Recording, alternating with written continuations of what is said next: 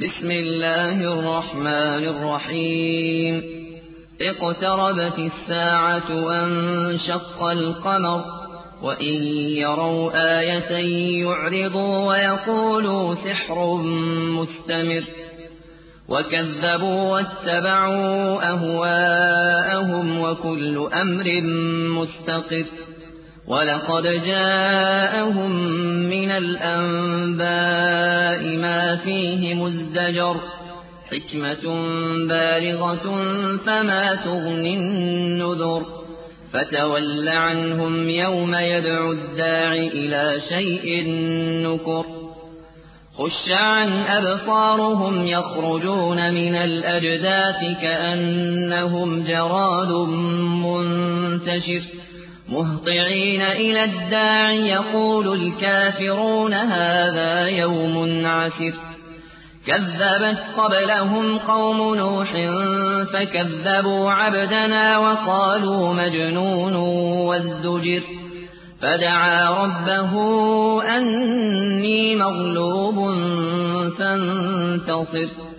ففتحنا أبواب السماء بماء منهمر وفجرنا الأرض عيونا فالتقى الماء على أمر قد قدر وحملناه على ذات ألواح ودسر تجري بأعيننا جزاء لمن كان كفر ولقد تركناها آية فهل من مدكر فكيف كان عذابي ونذر ولقد يسرنا القرآن للذكر فهل من مدكر كذبت عاد فكيف كان عذابي ونذر إنا أرسلنا عليهم ريحا صرصرا في يوم نحس مستمر تنزع الناس كأنهم أعجاز نخل منقعر فكيف كان عذابي ونذر ولقد يسرنا القرآن للذكر فهل من مدكر كذبت ثمود بالنذر فقالوا أبشرا منا واحدا نتبعه إنا إذا لفي ضلال وسعر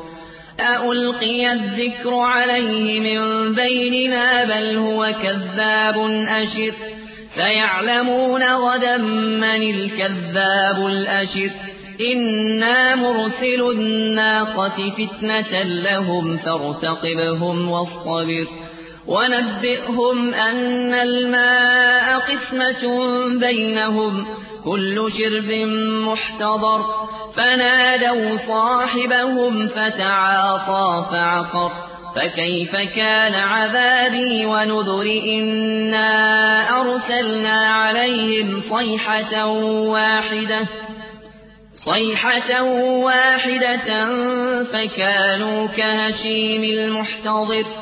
ولقد يسرنا القرآن للذكر فهل من مدكر كذبت قوم لوط بالنذر إنا أرسلنا عليهم حاصبا إلا آل لوط نجيناهم بسحر نعمة من عندنا كذلك نجزي من شكر ولقد أنذرهم بطشتنا فتماروا بالنذر